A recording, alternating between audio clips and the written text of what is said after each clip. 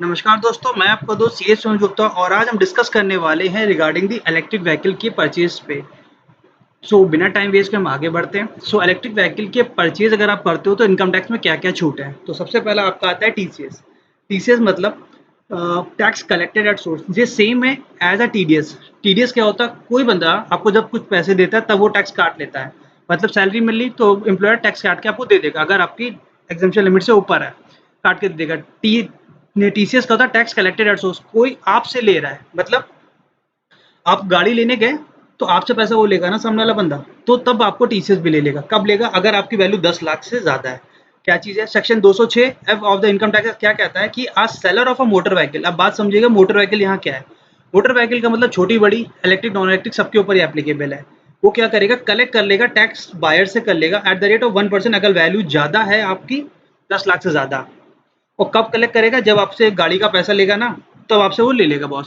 Simple से, अगर 11 लाख की गाड़ी है तो 1 लाख प्लस 11 लाख लेगा प्लस 1% और लेगा। अब इसको आप ये जो टैक्स आपका कट गया ये आप अपनी रिटर्न में ले लेना।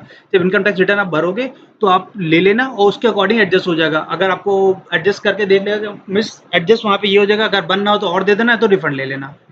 ठीक है बॉस। इसकी कंडीशन क्या है? टीसीएस किसके ऊपर एप्लीकेबल नहीं होगा? In this regard buyer does not include the following. मतलब किसके ऊपर एप्लीकेबल नहीं होगा? गवर्नमेंट, ये सारी गवर्नमेंट अथॉरिटीज से टीसीएस नहीं लिया जाएगा।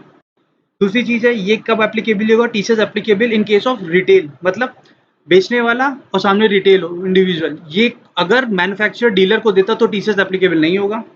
दूसरी चीज की लिमिट क्या है? 10 लाख से ज्यादा है। मतलब साल में आपने एक गाड़ी खरीदी, एग्जाम्पल के 5 लाख, एक गाड़ी 6 लाख, तो 11 लाख हो गया। तो ऐसा नहीं कि टोटल साल एग्रीगेट बेस पे नहीं देखना है। एक गाड़ी आपने खरीदी 6 लाख की, नहीं लगेगा। एक गाड़ी खरीदी 12 लाख की, 10 लाख के ऊपर वाले के ऊपर लग जाएगा। सिंपल सी बात।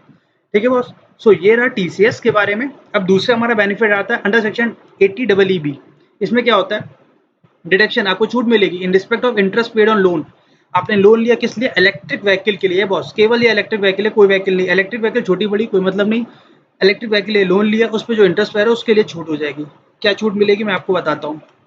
इसमें कौन एप्लीकेबल हो, किसके ऊपर ये सेक्शन एप्लीकेबल है, कौन इस सेक्शन का बेनिफिट ले सकता है? इंडिविजुअल। इंडिविजुअल, मैं इसको थोड़ा सा बताना चाहता हूँ। कंपनी के हिसाब से 4 तरीके के लोग टैक्स देते हैं, 7 तरीके के लोग उससे टैक्स देते हैं। कौन कौन से? सबसे पहले इंडिविजुअल होता है, HUF, OP, BOI, artificial judicial person, partnership and the company. अगर आप लोग ने नहीं सुना है 7 लोगों का, कोई बात नहीं, सुना है तो बहुत अच्छा है। तो मैं सिंपल बता दूँ, जैसे कंपनी का आपने नाम सुना होगा, रिलायंस इंडस्ट्री और इंडिविजुअल। तो ये सेक्शन का बेनिफिट ले सकता है केवल इंडिविजुअल बॉस।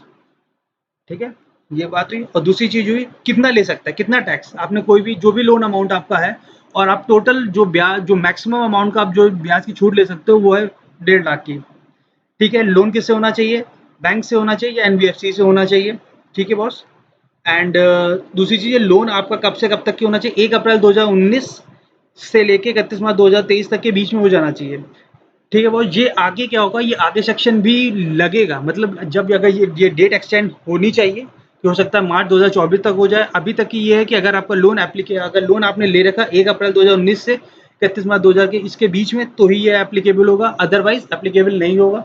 आगे चांसेस है, गवर्नमेंट इलेक्ट्रिक व्हीकल को प्रमोट कर रही है तो ये डेट लिमिट बढ़ सकती है, मार्च 2024 हो सकती है, 25-26, वॉट जो गवर्नमेंट चाहे। और आप डबल बेनिफिट नहीं ले सकते हो। डबल बेनिफिट का मतलब, अगर आपने 80EB के अंदर, इस सेक्शन के अंदर ले रखा है बेनिफिट बॉस, तो और कहीं बेनिफिट नहीं लोगे। डबल बेनिफिट नहीं, एक ही जगह बेनिफिट लो ना, 10 जगह तो आदमी अलाउ नहीं करेगा इनकम टैक्स। बॉस ये रहा रिगार्डिंग द जो भी, मतलब जब भी आप इलेक्ट्रिक व्हीकल खरीदते हो तो इनकम टैक्स में क्या क्या आपके बेनिफिट हैं, ये मैंने आपको बता दिया। अगर आपको समझ नहीं आया तो प्लीज़ कमेंट करिएगा, हम और डिटेल में आपको समझाने की कोशिश करेंगे। अगर हमारी मेहनत अच्छी लग रही तो वीडियो को लाइक करिएगा, चैनल को सब्सक्राइब करिएगा, कमेंट करिएगा। Thank you very much. जय हिंद।